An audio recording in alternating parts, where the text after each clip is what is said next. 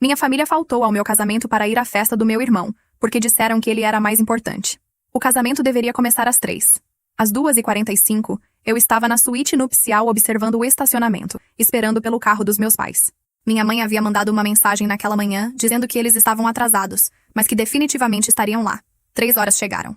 Minha coordenadora bateu na porta com aquele olhar no rosto, como se estivesse prestes a me dizer que alguém havia morrido. A maioria da sua família ainda não chegou, disse ela cuidadosamente. Devemos esperar?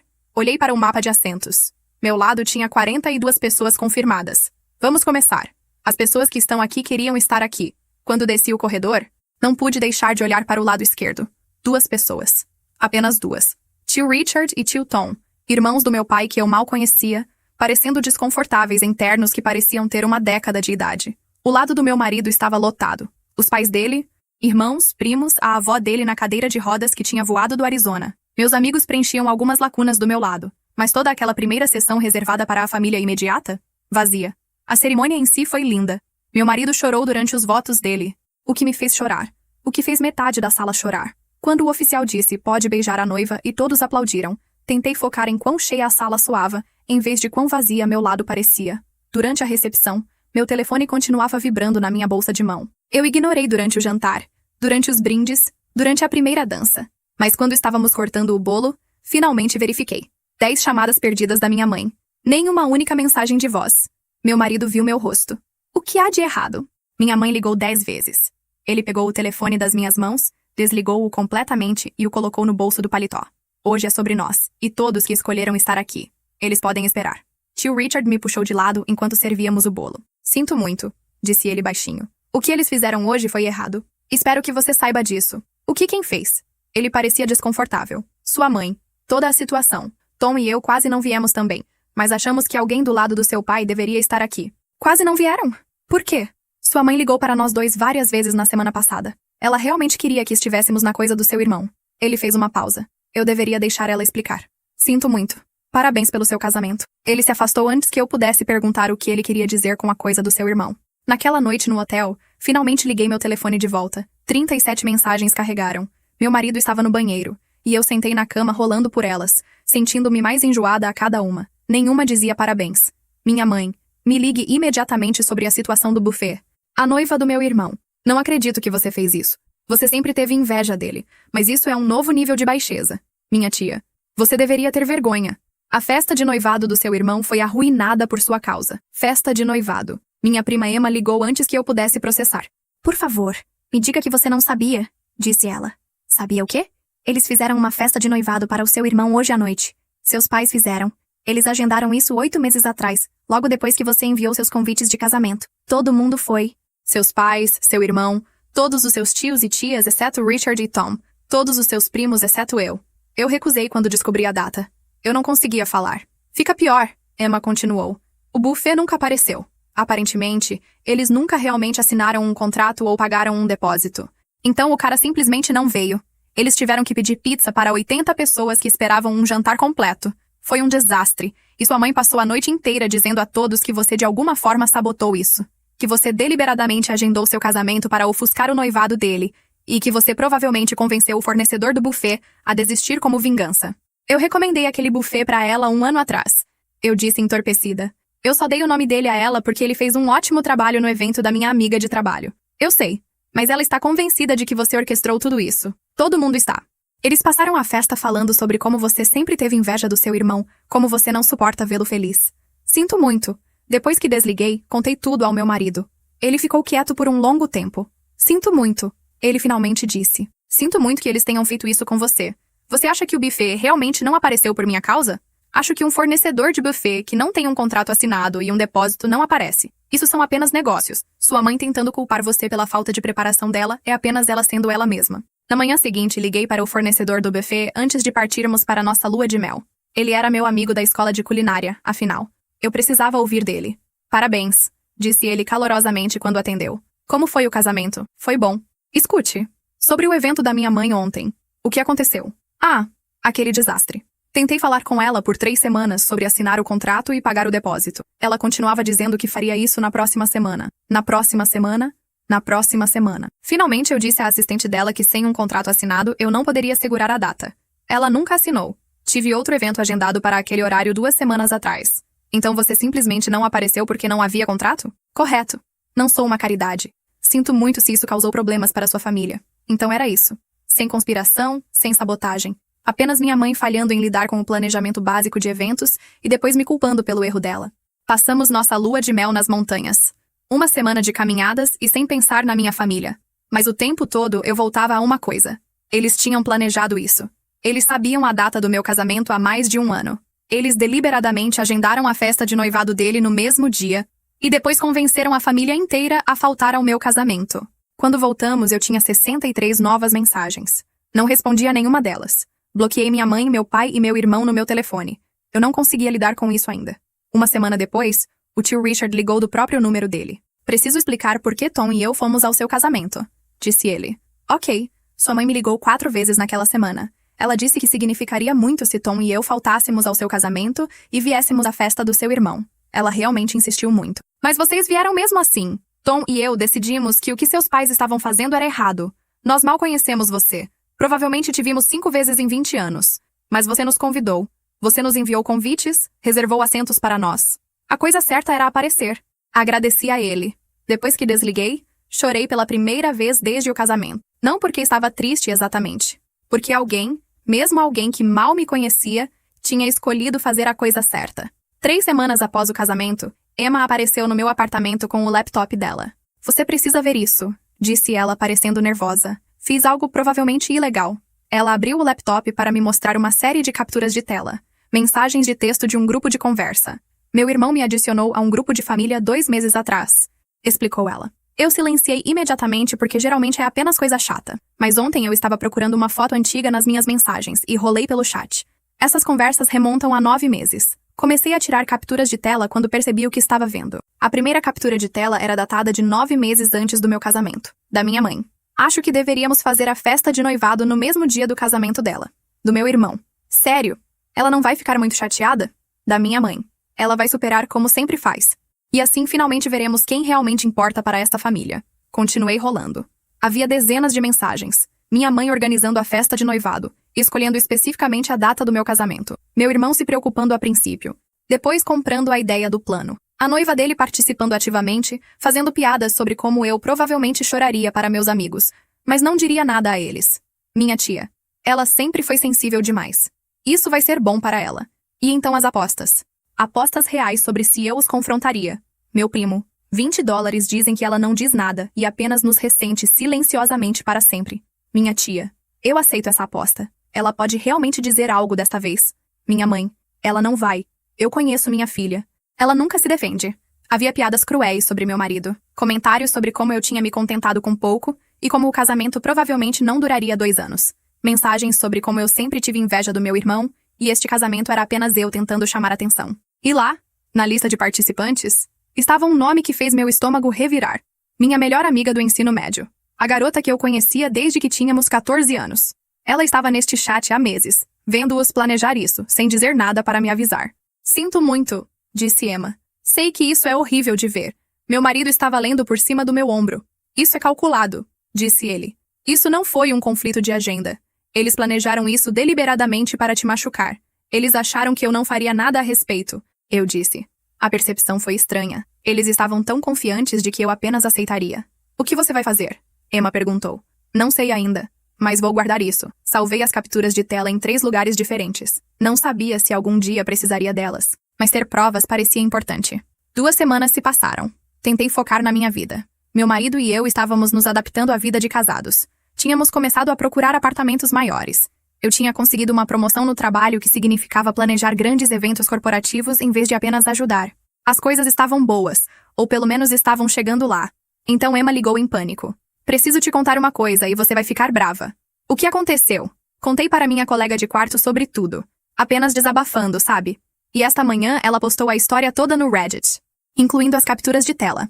Está viralizando. Tipo, centenas de milhares de pessoas já viram. Tentei fazer ela tirar do ar, mas ela está se recusando. Ela diz que sua família merece ser exposta. Pesquisei imediatamente. Levou 10 segundos para encontrar. A postagem tinha a história toda. O casamento, a festa de noivado, as capturas de tela, tudo. E já tinha sido compartilhada milhares de vezes em diferentes plataformas. Os comentários eram brutais. Isso é abuso narcisista. Espero que ela nunca mais fale com eles. Aquele irmão é patético. Imagine ser tão filhinho da mamãe nessa idade. As pessoas já tinham encontrado as redes sociais do meu irmão. O Instagram dele estava inundado de comentários. Alguém tinha identificado o local da festa de noivado e deixado uma avaliação terrível mencionando o drama familiar. Meu telefone começou a tocar. Minha mãe, repetidamente. Eu não atendi. Meu irmão postou uma longa declaração naquela noite. Ele alegou que as capturas de tela foram tiradas fora de contexto, que famílias brigam e estranhos na internet estavam exagerando tudo. Os comentários o destruíram. As pessoas citaram linhas específicas das capturas de tela de volta para ele. Que contexto torna aceitável apostar se sua irmã vai se defender? Você literalmente escreveu que o casamento dela não duraria 2 anos. Ele deletou a postagem em 3 horas. Então a noiva dele postou. A declaração dela foi curta. Depois de ver como esta família trata uns aos outros, percebi que não posso me casar com isso. O noivado está desfeito. Para a mulher no centro disso, sinto muito pela minha parte em te machucar. A história continuou crescendo. Contas de drama de relacionamento com milhões de seguidores pegaram a história. Sites de notícias escreveram artigos. O BuzzFeed fez uma matéria. Em uma semana, a postagem tinha mais de 2 milhões de visualizações. As pessoas começaram a reconhecer meu irmão em público. O RH da empresa dele recebeu ligações. O local da festa de noivado se distanciou publicamente. Minha tia deletou a conta inteira do Facebook depois de ser exposta nos comentários. Minha ex-melhor amiga tentou ligar 17 vezes em um dia. Quando não atendi, ela apareceu no meu apartamento na noite seguinte. 20 anos de amizade. E tudo se resumiu a isso. Ela parada na minha porta depois de me trair da pior maneira possível. Meu marido atendeu a porta antes que eu pudesse decidir o que queria fazer. Ela não quer te ver, disse ele com firmeza. Preciso explicar. Por favor. Preciso que ela entenda que eu queria avisá-la, mas não sabia como. A voz dela estava tremendo. Eu podia ouvir do andar de cima, onde estava ouvindo. Você estava naquele grupo de conversa por meses, disse meu marido. A voz dele mais dura do que eu já tinha ouvido. Você teve dezenas de oportunidades para dizer algo. Você escolheu não dizer. Ela leu as mensagens. Ela viu você fazendo piadas sobre nosso casamento. Não há nada para explicar. Somos amigas desde os 14 anos. Ela estava chorando agora. Passamos por tudo juntas. Eu cometi um erro. Eu me envolvi nisso. Por favor, deixe-me falar com ela. Vocês serem amigas desde crianças torna o que você fez pior, não melhor. Você a conhecia melhor do que ninguém. Você sabia como a família dela a tratava. E você assistiu eles planejarem machucá-la e não disse nada. Você participou disso. Isso não é um erro. É uma escolha que você fez repetidamente por meses. Ouvi ela soluçar. Parte de mim queria descer. Ouvi-la. Tentar salvar algo de 20 anos de amizade. Tínhamos passado pelos primeiros namorados juntas. Ela tinha segurado minha mão durante o funeral da minha avó. Eu estive lá quando os pais dela se divorciaram. Tínhamos compartilhado tantos momentos que importavam. Mas então, me lembrei dela naquele grupo de conversa. Rindo de piadas sobre meu marido. Apostando se eu me defenderia. Participando do planejamento da minha humilhação. Ela tinha escolhido fazer parte disso. Por meses. E ela nunca me mandou uma mensagem privada dizendo: Ei, algo estranho está acontecendo, ou acho que você deveria saber. Ela pediu para você deixá-la em paz. Meu marido continuou. Por favor, respeite isso. Não volte aqui. Apenas diga a ela que sinto muito. Por favor, diga a ela que sinto muito. Muito mesmo. Ela sabe que você sente muito. Todo mundo sente muito quando é pego. Isso não muda o que você fez. Ouvi a porta do carro dela fechar. Ouvi ela dirigir para longe. Meu marido subiu e me encontrou sentada na beira da cama. Você está bem? Não sei. 20 anos de amizade acabaram de terminar. Terminou meses atrás, disse ele gentilmente. Quando ela escolheu ficar em silêncio enquanto eles planejavam te machucar. Você só está reconhecendo isso agora. Ele estava certo. A amizade tinha terminado no momento em que ela viu aquelas mensagens e escolheu não me avisar. No momento em que ela riu junto com as piadas. No momento em que ela fez uma aposta na minha reação, como se minha dor fosse entretenimento. Ela enviou longas mensagens de texto nos dias seguintes. Páginas e páginas de explicação e justificativa. Como ela tinha sido envolvida na dinâmica familiar. Como minha mãe a fez prometer não dizer nada. Como ela nunca realmente pensou que eles iriam até o fim com isso. Como ela riu junto para se encaixar, mas não queria dizer as coisas cruéis que disse. Como nossa amizade significava tudo para ela. Li as primeiras frases da primeira mensagem. Então bloqueei o número dela. O resto foi deletado automaticamente, não lido. Algumas traições cortam fundo demais. Estar naquele chat, vê-los planejar me machucar, participar de piadas sobre meu casamento, apostar se eu me defenderia, isso não era ser envolvida em nada. Isso era fazer uma escolha, repetidamente, de ser cúmplice na crueldade contra alguém que ela dizia ser sua melhor amiga. Emma se sentiu culpada por tudo ter viralizado. Sinto muito, disse ela quando nos encontramos para um café. Minha colega de quarto achou que estava fazendo a coisa certa. Mas sei que isso tornou tudo mais complicado. Não é culpa sua, eu disse a ela. E honestamente, acho que precisava acontecer. Eles passaram tanto tempo controlando a narrativa, me fazendo parecer o problema. Agora todos podem ver a verdade. Eu não tive que dizer uma palavra. Eles se condenaram com suas próprias mensagens. Ainda assim, sei que tem sido difícil. Difícil sim, mas também libertador. Não preciso mais me perguntar se estou exagerando ou sendo sensível demais. 2 milhões de pessoas viram as mesmas evidências que eu e chegaram à mesma conclusão. O que eles fizeram foi errado. A atenção diminuiu gradualmente no mês seguinte. A postagem parou de aparecer na primeira página do Reddit. O ciclo de notícias mudou para outros dramas. Mas o dano à reputação da minha família foi permanente. Pessoas na comunidade deles lembravam. Pessoas no trabalho do meu irmão lembravam. Eles queriam me fazer parecer mal e, em vez disso, expuseram a si mesmos. Repórteres entraram em contato pedindo entrevistas. Produtores de podcast ofereceram dinheiro por direitos exclusivos para contar minha história em seus programas. Um agente literário me contatou sobre escrever um livro. As pessoas queriam transformar minha dor em conteúdo, em entretenimento, em um produto que pudessem vender. Recusei tudo. Dei a mesma resposta a todos. Esta é minha vida, não uma história. Não estou interessada em discutir isso publicamente. Por favor, respeitem minha privacidade. Meu marido e eu conversamos sobre se deveríamos divulgar uma declaração ou tentar tirar a postagem do ar de alguma forma. No final, decidimos não fazer nada. A história estava lá fora. Minha família tinha colocado tudo por escrito eles mesmos. Eles documentaram a própria crueldade. Eu não tinha postado nada.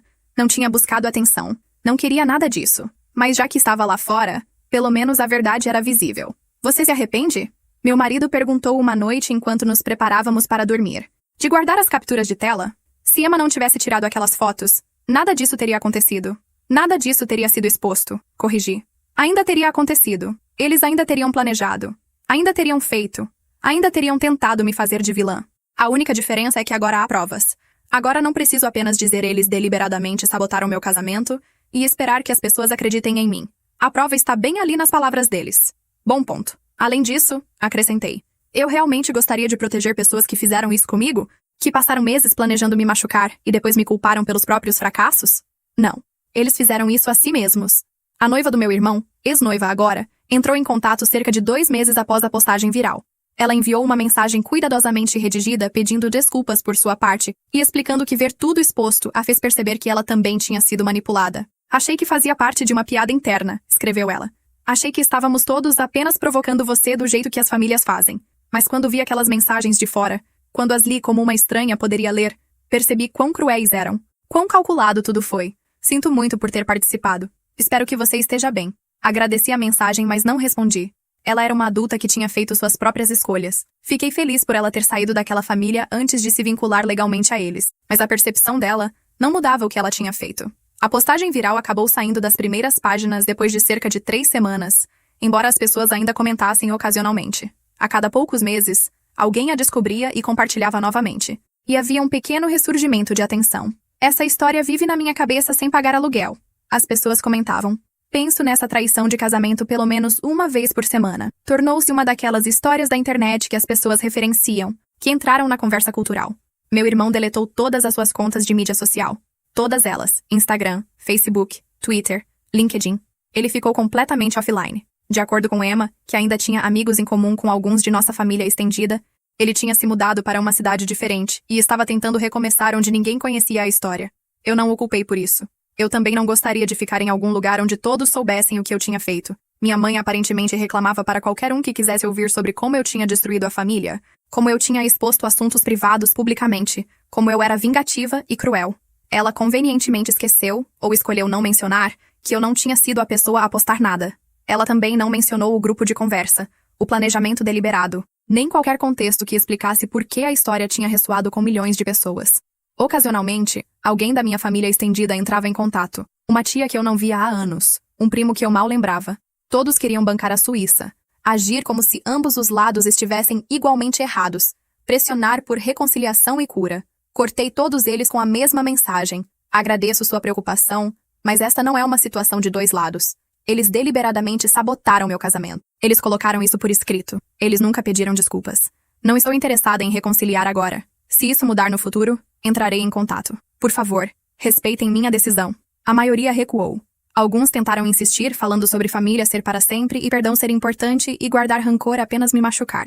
Bloqueei esses. Não precisava de pessoas que não conseguiam ver a diferença entre guardar rancor e me proteger de pessoas que deliberadamente me machucaram. Emma se tornou minha amiga mais próxima durante tudo isso. Ela era a única pessoa do lado da minha família em quem eu confiava completamente. Ela tinha arriscado seu relacionamento com toda a família estendida ao se recusar a ir à festa de noivado e depois ao tirar aquelas capturas de tela. Seus próprios pais tinham parado de falar com ela por me escolher em vez da família. Você se arrepende? Perguntei a ela um dia.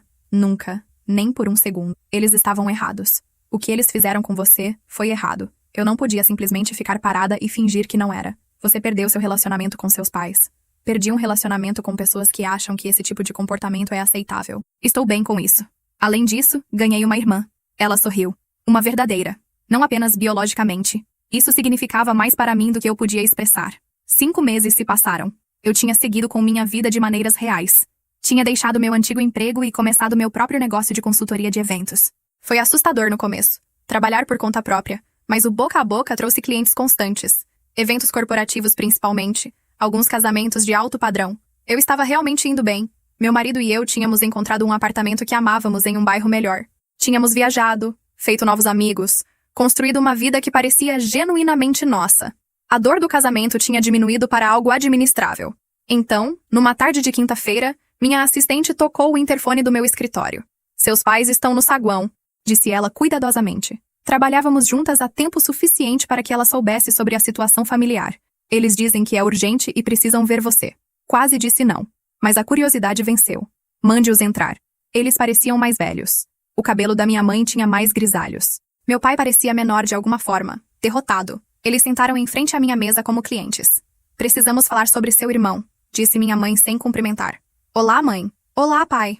Ela dispensou a formalidade com impaciência. Seu irmão está sofrendo. Depressão severa. O terapeuta dele diz que ele está tendo pensamentos de autolesão. É por causa do que aconteceu com a postagem viral. Ele mal consegue funcionar. Isso é terrível, eu disse cuidadosamente. Você precisa consertar isso. Faça uma declaração pública dizendo que foi tudo exagerado. Diga às pessoas que as capturas de tela foram tiradas fora de contexto. Você quer que eu minta e diga que vocês não planejaram deliberadamente a festa de noivado dele para o dia do meu casamento? Queremos que você mostre compaixão pela saúde mental do seu irmão, disse meu pai. Meu telefone tocou. Emma. Atendi. Não acredite neles, disse ela com urgência. Estou literalmente olhando para seu irmão agora. Estou na cafeteria perto do seu escritório e ele acabou de entrar com 3 amigos. Ele está rindo. Ele parece completamente bem. Desliguei e olhei para meus pais.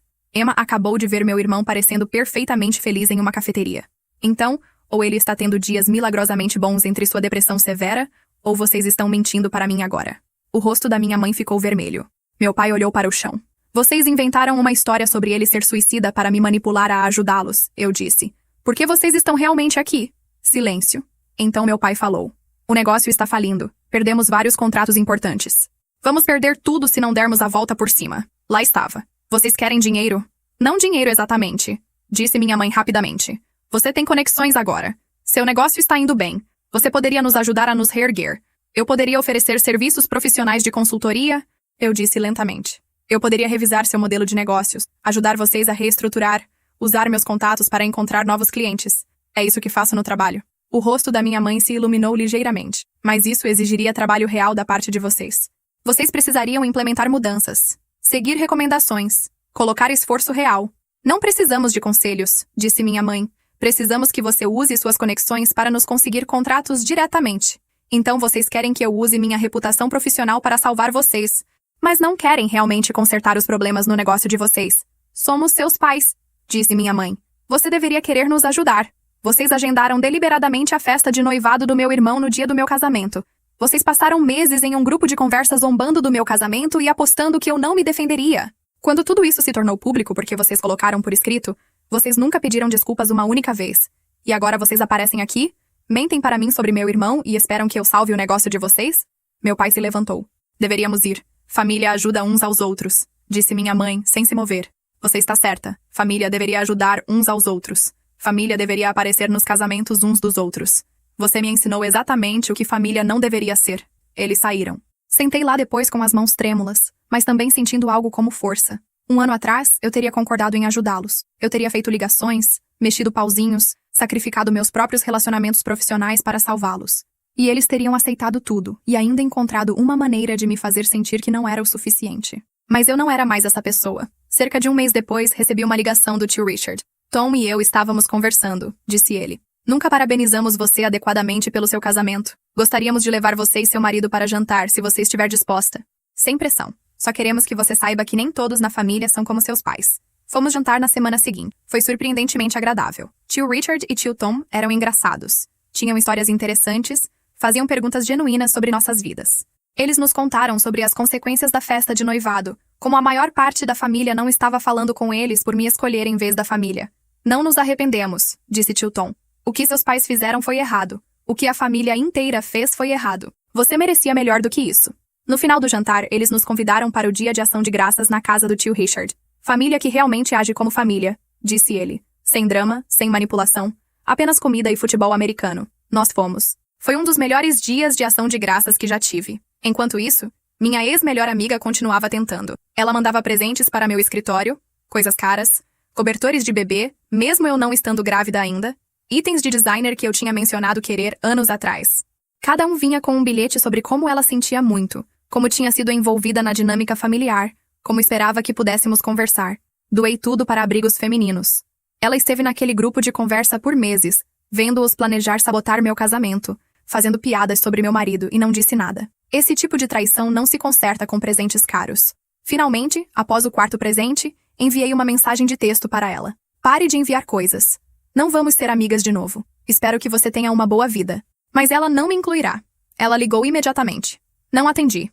Ela deixou uma mensagem de voz chorando, explicando, pedindo desculpas. Deletei sem ouvir tudo. Algumas pontes, uma vez queimadas, permanecem queimadas. Meu negócio estava crescendo mais rápido do que o esperado. Contratei uma assistente, depois uma segunda. Mudamos para um espaço de escritório real. Eu estava lidando com 3 ou 4 grandes eventos por mês. O trabalho era desafiador, mas satisfatório. A mãe do meu marido perguntou se poderia apresentar meu negócio no boletim informativo do Clube do Livro dela. O Clube do Livro tinha cerca de 200 membros, a maioria mulheres ricas. Consegui 6 novos clientes apenas com aquele boletim. Obrigada por tudo, eu disse a ela durante um café. Por estar no meu casamento, por me aceitar, por isso. Você é minha filha agora, disse ela simplesmente. É isso que a família faz.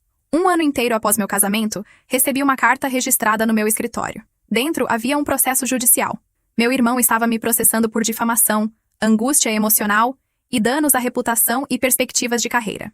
Ele estava exigindo $50 mil e um pedido público de desculpas. Liguei para uma advogada naquela tarde. O nome dela era Ruth, e ela foi altamente recomendada para a defesa de difamação. Ela leu o processo enquanto eu sentava em seu escritório. Após cerca de 10 minutos, ela olhou para cima com o que só posso descrever como diversão mal contida. Esta é uma das reivindicações de difamação mais fracas que vi na minha carreira, disse ela. Primeiro, você não postou nada, então não é responsável por difamação. Segundo, a verdade é uma defesa absoluta.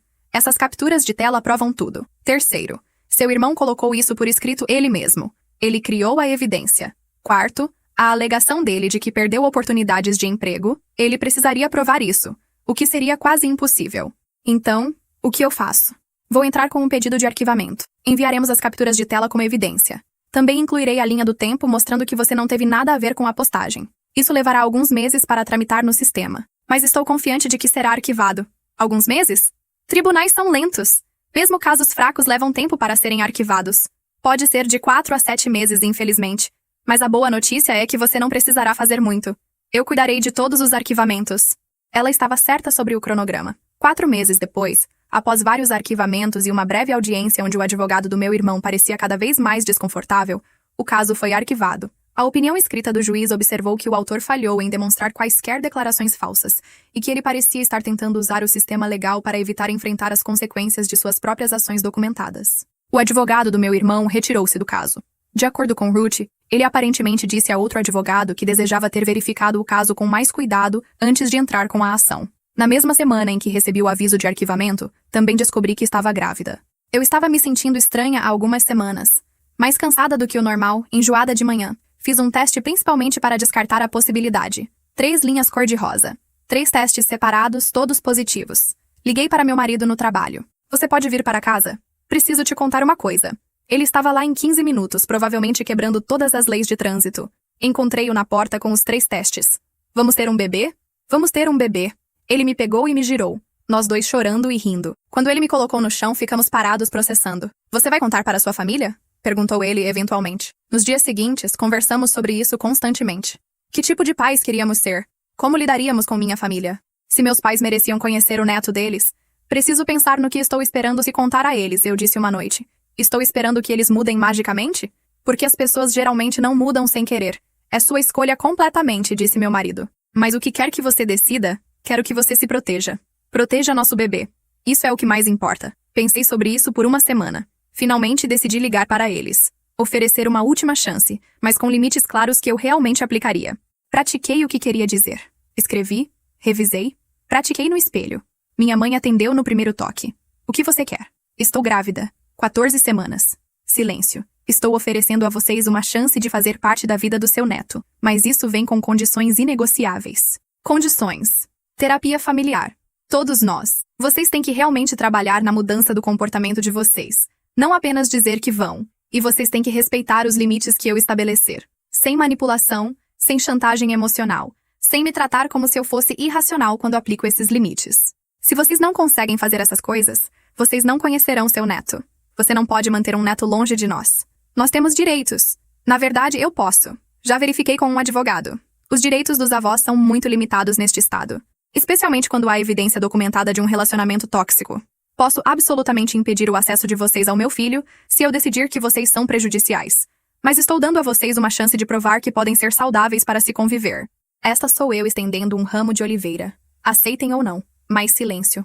Então, vamos pensar sobre isso. Ela desligou. 3 dias depois, meu pai ligou. Faremos a terapia. Sua mãe e eu conversamos. Queremos conhecer nosso neto. Faremos o que você está pedindo. Quase deixei cair o telefone. Sério? Sério. Começaremos sempre que você quiser marcar. Apareceremos. Participaremos. Encontrei uma terapeuta especializada em dinâmicas familiares e sistemas familiares narcisistas. O nome dela era Doutora Martinez, e ela tinha tolerância zero para besteiras. A primeira sessão foi tensa. Meus pais sentaram em um sofá, eu sentei em outro. A doutora Martinez sentou entre nós em uma cadeira, observando a todos cuidadosamente. Vamos começar com o motivo de estarmos aqui, disse a doutora Martinez. Cada um de vocês me diga, em suas próprias palavras, o que os trouxe ao meu consultório. Minha mãe foi a primeira. Nossa filha está grávida e está ameaçando nos manter longe do nosso neto a menos que venhamos para a terapia. Estamos aqui para provar que estamos dispostos a trabalhar em nosso relacionamento. A doutora Martinez assentiu. E você? Ela olhou para meu pai. Mesma coisa. Queremos conhecer nosso neto. Ela diz que precisamos de terapia primeiro. E você? Ela olhou para mim. Respirei fundo. Meus pais sabotaram deliberadamente meu casamento agendando a festa de noivado do meu irmão no mesmo dia. Eles passaram meses em um grupo de conversa zombando do meu casamento e apostando que eu não me defenderia. Quando tudo se tornou público, eles nunca pediram desculpas. Eles apareceram no meu escritório 5 meses atrás mentindo sobre meu irmão ser suicida para tentar me manipular a ajudar a salvar o negócio falido deles. Estou aqui porque quero que meu filho tenha avós, mas apenas se eles puderem ser avós saudáveis e não tóxicos. Não estou otimista, mas estou disposta a tentar. Não foi isso que aconteceu, minha mãe começou. A doutora Martinez levantou a mão. Vamos começar com o casamento. Explique-me exatamente como vocês escolheram a data para a festa de noivado do seu filho. Olhamos locais e aquela era a data que funcionava. Que outras datas vocês olharam? Não me lembro exatamente. Mas você lembra que esta data específica funcionava. Por que esta data em vez de outras? Minha mãe ficou nervosa. A doutora Martinez esperou, paciente e calma. Finalmente, lentamente, minha mãe admitiu que sim. Ela sabia que era o dia do meu casamento. Sim, ela escolheu deliberadamente. E por que você escolheu essa data especificamente? Eu queria ver quem apareceria para o quê. Por que você precisava saber disso? Levou 30 minutos de perguntas cuidadosas. Mas eventualmente minha mãe admitiu que queria provar que meu irmão era mais importante para a família do que eu. Que ela precisava de validação de que seu favoritismo era justificado. E como você acha que isso fez sua filha se sentir? Perguntou a doutora Martinez. Eu realmente não pensei sobre isso. Por que não? Não sei. Acho que você sabe. Leve seu tempo. A sessão terminou com lição de casa. Meus pais tinham que escrever instâncias específicas onde tinham escolhido meu irmão em vez de mim e por quê. Eles tinham que pensar sobre o que esperavam alcançar. Eles apareceram na sessão seguinte com a lição de casa feita. A lista da minha mãe era mais longa do que eu esperava. Vezes que ela perdeu meus eventos escolares para ir aos do meu irmão. Vezes que ela deu dinheiro a ele, mas me disse que eu precisava administrar melhor. Vezes que ela acreditou nele em vez de mim em discussões sem perguntar o meu lado. Por que você fez essas escolhas? Perguntou a doutora Martinez. Ele era mais fácil, disse minha mãe baixinho. Seu irmão era mais fácil de amar. Ele era mais parecido comigo. Você sempre foi diferente. Sempre questionando as coisas. Sempre querendo explicações. Ele apenas aceitava o que eu dizia. Não foi um pedido de desculpas. Mas foi honesto, talvez pela primeira vez. As sessões continuaram semanalmente. Algumas semanas eram melhores que outras. Minha mãe regredia constantemente no início, caindo em velhos padrões. Meu pai permanecia a maior parte do tempo em silêncio, mas a doutora Martinez o pressionava a falar, a assumir a responsabilidade por suas próprias escolhas em vez de culpar tudo na minha mãe. Na sexta sessão, as coisas quase desmoronaram. Estive pensando sobre o casamento, disse minha mãe. E ainda acho que você exagerou. Sim, agendamos a festa naquele dia. Mas você poderia ter apenas aceitado em vez de guardar rancor. Levantei-me para sair. Isso não está funcionando. Você não está realmente mudando. A doutora Martinez gesticulou para eu sentar de volta. Espere, vamos analisar isso. Ela se virou para minha mãe. Você acha que sua filha exagerou ao ficar magoada que toda a família dela faltou ao casamento dela? Ela fez um caso tão grande disso. A família dela faltou ao casamento dela. Todos eles. Isso não é pouca coisa. Dinâmicas familiares são complicadas. Elas não precisam ser tão complicadas. Você fez uma escolha de machucar sua filha deliberadamente para provar um ponto sobre favoritismo. Ela tinha o direito de ficar magoada. Ela tem o direito de estabelecer limites agora. Se você não consegue reconhecer que o que fez foi genuinamente prejudicial, não podemos progredir. Minha mãe ficou quieta por um longo tempo. Então ela começou a chorar. Lágrimas reais. Eu não queria admitir, disse ela. Se eu admitir que foi errado, então tenho que admitir que estive errada sobre tantas coisas, que eu a machuquei por anos. Isso é demais para enfrentar. Mas você tem que enfrentar se quiser um relacionamento com sua filha e seu neto, disse a doutora Martinez gentilmente. Você tem que enfrentar o que fez. Esse é o único caminho a seguir. Aquele foi o ponto de virada. Não um conserto imediato, mas o começo de uma mudança real. Na oitava sessão, minha mãe realmente pediu desculpas. Especificamente, concretamente. Eu deveria ter ido ao seu casamento. Eu deveria ter dito ao seu irmão para escolher uma data diferente para a festa dele. Eu deveria ter feito de você uma prioridade em vez de sempre colocá-lo em primeiro lugar. Sinto muito. Eu estava errada. Não foi tudo. Não apagou décadas de mágoa. Mas foi algo. O pedido de desculpas do meu pai veio na 10ª sessão. Eu sabia que o que ela estava fazendo era errado. Eu deveria ter me defendido por você. Eu peguei o caminho mais fácil apenas concordando com isso. Isso foi covardia. Sinto muito. Continuamos indo à terapia. Mesmo depois que meus pais pediram desculpas, continuamos indo. Porque desculpas são apenas palavras. Mudança de comportamento é o que importa. Na sessão 13, minha mãe regrediu muito. Ela fez um comentário sobre como os futuros filhos do meu irmão seriam os netos reais, já que teriam o sobrenome da família. Chamei a atenção dela imediatamente. Ela ficou na defensiva. Passamos 1 hora trabalhando no porquê aquela declaração era prejudicial e que padrão ela representava. Mas ela voltou na semana seguinte e pediu desculpas novamente. Ela estava tentando. Imperfeitamente, confusamente, mas tentando. Meu irmão recusou todos os convites para participar da terapia. A doutora Martinez tentou envolvê-lo, mas ele recusou. Nas redes sociais, as novas contas que ele tinha feito com configurações de privacidade, ele ainda se posicionava como vítima. Ele tinha perdido amigos, perdido oportunidades profissionais. A postagem viral tinha causado danos reais à reputação dele. Parte de mim se sentia culpada por isso às vezes. Mas então eu me lembrava do grupo de conversa, das apostas, da crueldade deliberada, e a culpa desaparecia. Ele tinha feito suas escolhas. Eu não podia protegê-lo das consequências. A doutora Martinez me ajudou a trabalhar essa culpa. Você não fez nada de errado, ela me lembrou em nossa sessão individual. Ele participou do planejamento para te machucar. Ele colocou isso por escrito. Aquelas foram as escolhas dele. Você não é responsável por como as outras pessoas reagiram ao ver provas do comportamento dele. À medida que minha gravidez avançava, a família do meu marido se tornou ainda mais envolvida de maneiras que me mostravam como a família deveria ser. A mãe dele ligava toda semana apenas para saber como eu estava, não porque precisava de algo, mas porque genuinamente se importava.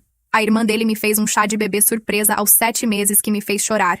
60 pessoas apareceram, todas pessoas que realmente queriam celebrar conosco. O chá foi na casa dos pais dele, o quintal decorado com balões amarelos e brancos já que não estávamos descobrindo o gênero.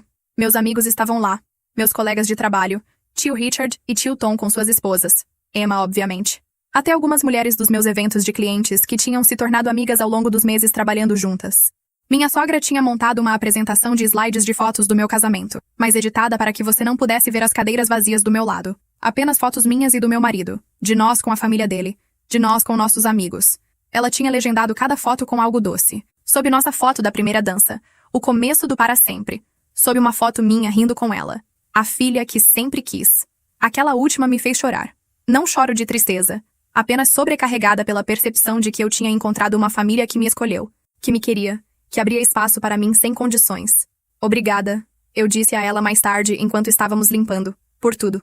Por estar no meu casamento, por este chá, por apenas ser uma mãe para mim. Ela me abraçou forte. Você é minha filha agora. Isso não é condicional. Isso não é algo que você tem que ganhar. Você é família. Meus pais não foram convidados para o chá. Eu tinha pensado sobre isso, conversado com a doutora Martinez, mas eu não estava pronta. Eles estavam em terapia há 4 meses naquele ponto, fazendo progresso, mas ainda inconsistentes. Eu precisava ver uma mudança sustentada antes de deixá-los entrarem mais da minha vida. Eles perguntaram sobre isso, é claro. Minha mãe ligou na semana seguinte, tendo visto fotos nas redes sociais. Vi que você teve um chá de bebê, disse ela, tentando manter a voz neutra. Eu tive. Não fomos convidados. Não, vocês não foram. Silêncio. Eu podia ouvir a respiração dela tentando controlar a reação. Entendo. Mãe, estamos trabalhando nas coisas na terapia. E isso é bom. Mas não estou pronta para incluir vocês em tudo ainda. O chá foi para pessoas que consistentemente apareceram por mim. Você está trabalhando para ser alguém que faz isso, mas ainda não está lá. Mais silêncio. Então, isso é justo. Isso dói, mas é justo. Obrigada por ser honesta sobre isso. Depois que desligamos, me senti culpada por cerca de 5 minutos. Então me lembrei de por que precisávamos de terapia em primeiro lugar, e a culpa desapareceu. A doutora Martinez me ajudou a trabalhar isso na nossa próxima sessão. Você tem permissão para ter limites, ela me lembrou. Você tem permissão para deixar as pessoas ganharem seu caminho de volta para sua vida gradualmente. Isso não é punição, é proteção. Emma estava lá para tudo. Cada consulta médica que ela podia ir, cada momento de pânico quando eu me preocupava em ser uma boa mãe, cada desejo estranho às 2 da manhã quando ela vinha com qualquer combinação estranha de comida que eu estava desesperada. Você vai ser uma mãe tão boa, ela me disse uma noite quando eu estava grávida de 8 meses e convencida de que ia estragar tudo. Como você sabe? Porque você está tão ciente do que não queria repetir. Porque você fez o trabalho para curar suas próprias feridas antes de passá-las adiante. Porque você escolheu seu bebê em vez do conforto dos seus pais. O que é exatamente o que um bom pai faz. A esposa do tio Tom, a enfermeira aposentada, vinha uma vez por semana no meu último mês para me verificar e responder perguntas para as quais meu médico não tinha tempo. Ela me ensinou sobre posições de parto, técnicas de respiração, o que levar na bolsa da maternidade. Ela me contou histórias sobre seus próprios filhos, sobre os medos que teve, sobre como tudo acabou bem mesmo quando parecia avassalador. Você consegue, disse ela em uma de nossas últimas visitas antes da data prevista. E você tem uma aldeia inteira de pessoas prontas para te apoiar. Você não está sozinha nisso. É isso que meus pais nunca tinham entendido. Família não era sobre sangue. Era sobre quem aparecia, quem celebrava com você, quem te apoiava sem precisar de algo em troca. 9 meses depois que liguei para meus pais sobre a gravidez, 9 meses de sessões semanais de terapia, progresso lento, contratempos e avanços, entrei em trabalho de parto às 3 da manhã. Meu marido me levou para o hospital enquanto ligava para os pais dele do carro. O trabalho de parto durou 16 horas. Tempo suficiente para que eu passasse por todas as emoções, excitação, medo, exaustão, determinação, raiva do meu marido por me engravidar mesmo tendo sido uma decisão mútua. Os pais dele vieram e sentaram na sala de espera. Emma veio. Tio Richard e tio Tom vieram um pouco. Depois saíram para me deixar em trabalho de parto em paz, mas prometeram voltar depois que o bebê nascesse. Meus pais. Eu disse a eles quando entrei em trabalho de parto, através de uma mensagem de texto. Bebê está vindo. Avisarei quando ela chegar. Eu não conseguia lidar com mais do que isso no momento. Charlotte nasceu às 7 da noite. 7 libras e 6 onças. Perfeita em todos os sentidos. Eles a colocaram no meu peito, e eu apenas solucei. Lágrimas felizes. Lágrimas sobrecarregadas. Lágrimas de alívio. Lágrimas de amor. Cada emoção que eu já tinha sentido saindo de uma vez. Meu marido estava chorando também. Nós fizemos isso. Ele continuava dizendo.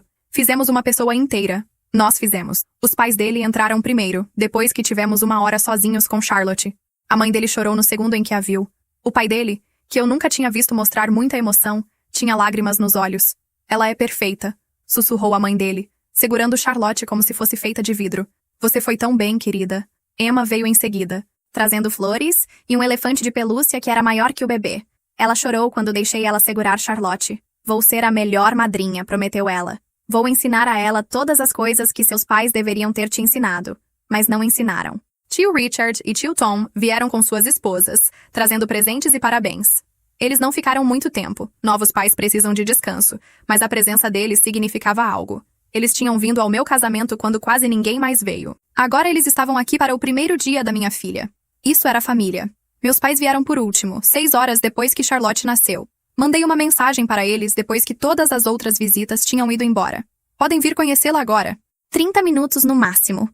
Por favor, respeitem esse limite. Eles chegaram com uma sacola de presente que parecia cara. As mãos da minha mãe tremiam quando ela pediu para segurar Charlotte. O nome dela é Charlotte Marie, eu disse enquanto a passava.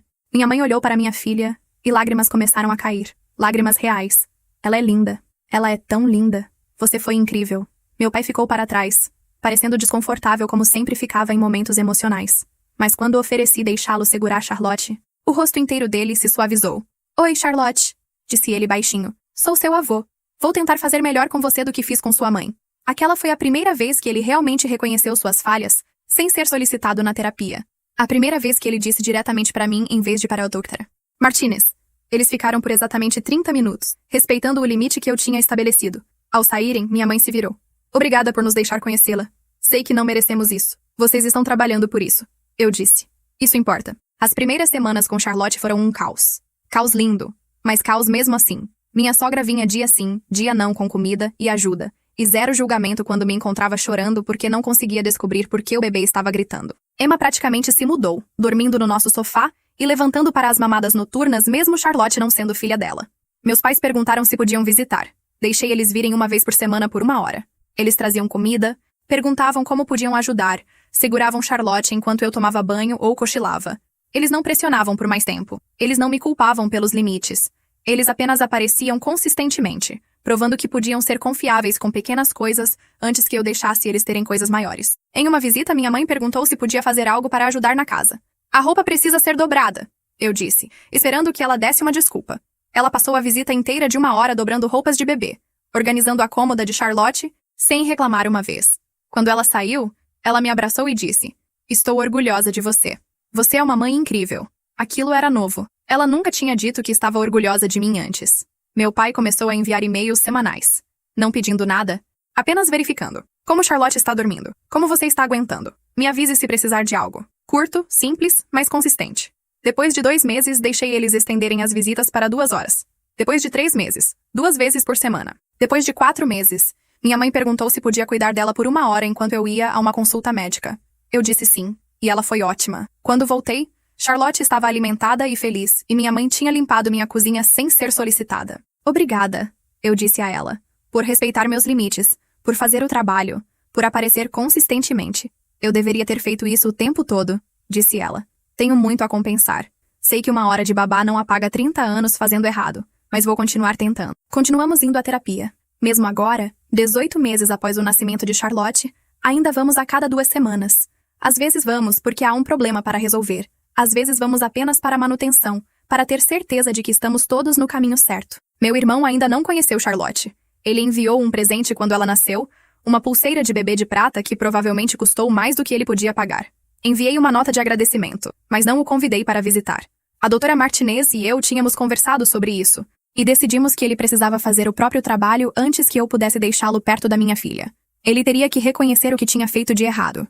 Ele teria que pedir desculpas genuinamente.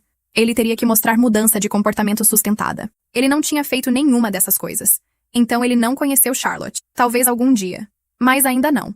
Minha ex-melhor amiga enviou um cobertor de bebê feito à mão depois que Charlotte nasceu. O bilhete dizia, espero que ela cresça sabendo que é amada. Espero que você ensine a ela a escolher amigos melhores do que eu fui para você. Fiquei com o cobertor dessa vez. Não porque a perdoei, não perdoei. Mas porque Charlotte merecia coisas macias feitas com carinho, independentemente de quem as fez. O cobertor foi para o berço dela. A amiga permaneceu bloqueada. Meu negócio cresceu mesmo depois que Charlotte nasceu. Eu tinha treinado minha gerente assistente para lidar com a maior parte das operações do dia a dia enquanto eu estava de licença maternidade. E quando voltei em meio período, o negócio não tinha apenas sobrevivido. Tinha prosperado. Tínhamos conseguido 2 grandes clientes corporativos enquanto eu estava fora. Minha assistente tinha lidado com eles perfeitamente. Acho que preciso promover você a sócia, eu disse a ela durante uma reunião de verificação. O rosto dela se iluminou. Sério? Sério. Você mereceu. Você tem dirigido este lugar. E tem feito isso melhor do que eu teria feito. Vamos oficializar. Ter uma sócia significava que eu podia trabalhar menos, ficar mais em casa, ter equilíbrio real entre trabalho e vida pessoal. Significava que eu podia me dar ao luxo de recusar clientes que não se alinhavam com meus valores. Significava que eu tinha espaço para respirar. A festa de 1º aniversário de Charlotte, uma tradição que minha sogra insistiu em tornar especial com uma pequena reunião familiar, aconteceu em um sábado de outubro. Meu quintal estava cheio de pessoas. Ambos os conjuntos de avós, meus pais tinham ganhado o convite até então. Tio Richard e tio Tom com suas famílias. Emma, obviamente. Amigos do trabalho. Amigos pais da aula de música de Charlotte. Os irmãos do meu marido. Observei minha mãe brincando com Charlotte, fazendo caretas que a faziam rir, e senti essa mistura estranha de emoções. Gratidão por ela estar tentando, tristeza por todos os anos que ela não tentou, esperança de que talvez Charlotte crescesse conhecendo uma versão diferente de sua avó do que eu tinha conhecido como mãe. Minha mãe me pegou observando e veio até mim, Charlotte nos braços dela. Obrigada por isso, disse ela, por nos deixar fazer parte da vida dela. Sei que ainda não merecemos. Vocês estão trabalhando por isso, eu disse, o que tinha se tornado minha resposta padrão. É isso que importa. Eu gostaria de poder voltar e fazer diferente. Eu gostaria de ter sido essa pessoa para você quando você precisou de mim. Você não pode voltar. Você só pode seguir em frente e fazer melhor. Eu sei. Estou tentando. E ela estava. Não perfeitamente, mas genuinamente. Agora, quase 3 anos após aquele casamento onde quase ninguém da minha família apareceu, 18 meses desde que Charlotte nasceu, estou sentada no berçário dela enquanto ela cochila. Meu marido está lá embaixo fazendo o jantar. Meus pais vêm amanhã para nosso jantar semanal de domingo, algo que se tornou uma parte regular da nossa rotina. Meus pais têm sido consistentes com a terapia. 20 meses agora, quase 2 anos. Eles ainda escorregam às vezes. Minha mãe ainda ocasionalmente faz comentários que sugerem que ela não entende totalmente a profundidade do dano que causou. Meu pai ainda às vezes minimiza as coisas. Mas eles aparecem. Eles respeitam os limites. Quando chama a atenção deles, eles pedem desculpas e corrigem o curso em vez de ficarem na defensiva. Eles estão tentando ser avós melhores do que foram pais. Não é perfeito. Não somos uma família curada de um filme, mas é real, e é progresso. E por enquanto, isso é suficiente. Emma está aqui 3 vezes por semana no mínimo. Ela é madrinha de Charlotte e leva o trabalho a sério.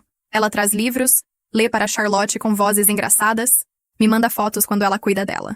Tio Richard e tio Tom se tornaram tios-avós de Charlotte de verdade, não apenas no título. Eles vêm a cada marco. Primeiro sorriso, primeira risada, primeira vez rolando.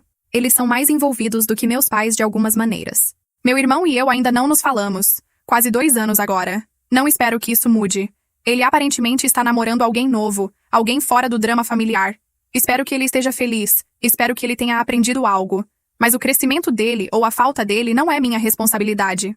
Minha ex-melhor amiga enviou um último presente depois que Charlotte nasceu. Um cobertor de bebê feito à mão com um bilhete dizendo: espero que ela cresça sabendo que é amada. Fiquei com o cobertor dessa vez. Não porque perdoei minha amiga, mas porque Charlotte merece coisas macias feitas com carinho, independentemente de quem as fez. Meu negócio cresceu além do que eu imaginava. Tenho 4 funcionários em tempo integral agora. Lidamos com eventos em 3 estados. Estou treinando minha assistente para assumir alguns dos clientes maiores porque quero mais tempo com Charlotte. Mas o negócio é sólido, lucratável, meu. Meu marido sobe com a mamadeira de Charlotte. Ela está começando a acordar, diz ele. E com certeza, ouço ela fazendo pequenos barulhos na babá eletrônica. Eu pego ela, eu digo. Quando a pego do berço, ela sorri para mim. Sorriso grande e banguela que faz meu coração parecer grande demais para o meu peito. Oi, garotinha, sussurro. Você é tão amada. Você é tão desejada. Você nunca vai se perguntar sobre isso. Eu prometo. E essa é a diferença. Isso é tudo. Charlotte crescerá sabendo que é uma prioridade. Não apenas em palavras, mas em ações. Não apenas quando é conveniente, mas sempre. Ela crescerá vendo como são limites saudáveis. Como é o respeito. Como é o amor quando não é condicional. Meus pais farão parte disso se continuarem fazendo o trabalho. E se não fizerem, se caírem de volta nos velhos padrões, não hesitarei em proteger Charlotte da maneira que eu deveria ter me protegido. Porque não sou mais aquela garota, aquela que aceitou cadeiras vazias no próprio casamento e se convenceu de que não era tão ruim. Aquela que se fez pequena para que outros pudessem se sentir grandes. Aquela que deixou as pessoas a tratarem mal porque a família deveria importar acima de tudo. Sou a mãe de Charlotte agora. E isso significa algo diferente. Isso significa que ela vem em primeiro lugar. Isso significa protegê-la da toxicidade, mesmo quando é família. Especialmente quando é família. Meu telefone vibra. Uma mensagem da minha mãe. Amanhã às 3? Estou fazendo aquele macarrão que você costumava gostar. E comprei uma roupinha para Charlotte. Espero que tudo bem. Sorrio e respondo. 3 é perfeito. Mal posso esperar. Não é perfeito. Pode nunca ser perfeito. Mas é honesto. É real. É construído sobre trabalho e limites e esforço genuíno para mudar. E por enquanto, por hoje, isso é suficiente. Charlotte termina a mamadeira e volta a dormir nos meus braços. Fico ali segurando-a, olhando para o rosto perfeito dela, e penso naquele dia do casamento. As cadeiras vazias que partiram meu coração. A humilhação que senti. O momento em que percebi que minha família tinha escolhido a crueldade em vez do amor. Eu não desejaria essa dor a ninguém, mas também não estaria aqui sem ela. Eu não teria construído esta vida, não teria encontrado minha força, não teria aprendido a estabelecer limites e aplicá-los. Às vezes, Os piores momentos nos quebram de maneiras que nos permitem reconstruir em algo mais forte. Charlotte se mexe nos meus braços. Beijo a testa dela e a coloco de volta no berço. Amo você, garotinha, sussurro. Você vai saber que importa todos os dias. Desço para onde meu marido está servindo o jantar. Ele olha para cima e sorri para mim. Bom? Sim, eu digo, falando sério. Muito bom. Não é perfeito. Provavelmente nunca será perfeito. Mas é honesto. É construído sobre trabalho e limites e esforço genuíno. E agora, por hoje, é exatamente o que precisa ser.